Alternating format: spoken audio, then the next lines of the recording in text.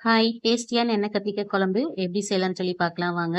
பிஞ்சு கத்திரிக்காவ குட்டியா இருக்கிறத எடுத்து அத வந்து 4ஆ கீறல் போட்டு வச்சுக்கோங்க. அது ஒரு பக்கம் இருக்கட்டும். இப்போ ஒரு பவுல்ல 1 ஸ்பூன் மிளகாத்தூள், ஒரு 1 1/2 ஸ்பூன் அளவுக்கு சாம்பார் தூள், கொஞ்சமா மஞ்சள் தூள், கொஞ்சம் வந்து தூள் உப்பு சேர்த்து அத வந்து நல்லா வந்து கலக்கிக்கோங்க. அதுக்கப்புறம் நம்ம கீரல் போட்டு வச்சிருக்க கத்திரிக்காய்க்குள்ள இந்த மசாலா வந்து கொஞ்சம் கொஞ்சமா எடுத்து ஒவ்வொரு கத்திரிக்காய்க்கும் அப்ளை பண்ணணும். நம்ம வந்து கம்மியா அப்ளை பண்ணா போதும்.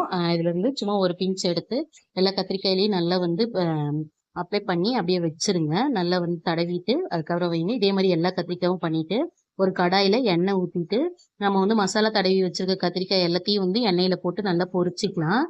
மீடியம் ஃப்ளேம்ல வச்சு கிளறி கிளறி விட்டீங்கன்னா, நல்லா வந்து அந்த மசாலா குக் ஆகும். ஹை ஃப்ளேம் வச்சுட்டீங்கன்னா தீஞ்சு போயிரும். அதனால கொஞ்சம் மீடியம் ஃப்ளேம்ல வச்சு கிளறி விட்டு, இந்த மாரி கலர் சேஞ்ச் ஆனதுக்கு அப்புறமா எடுத்து ஒரு பிளேட்ல வச்சுக்கோங்க. இப்ப அதே கடாயில கடுகு, வெந்தயம், தட்டி வச்சிருக்க 10 பல் பூண்டு, 1 கை அளவுக்கு சின்ன வெங்காயம், 2 பச்சை மிளகாய், 1 கொத்து கருவேப்பிலை எல்லாத்தையும் சேர்த்து நல்லா வந்து வதக்கிக்கோங்க.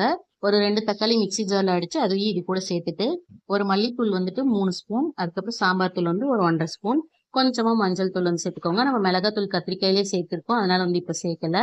கடைசியா புளி கரைசல் வந்து சேர்த்துட்டு, குழம்புக்கு தேவையான அளவு தண்ணி ஊத்தி, உப்பு போட்டு கொதிக்க வைங்க. அது கொதிச்சு வந்ததுக்கு அப்புறமே 1/4 மூடிக்கு கம்மியா தேங்காய் வந்து அரைச்சு இது கூட சேர்த்துட்டு, அது கொதிச்சு வர்றப்போ நம்ம வந்து ஃப்ரை பண்ணி வச்சிருக்க கத்திரிக்காய் இது கூட சேர்த்துட்டு சிம்ல வச்சு மூடி போட்டுருங்க. ஒரு 5 நிமிஷம் கழிச்சு பார்த்தீங்கன்னா, இந்த மாரி எண்ணெய் பிரிஞ்சு வரும்.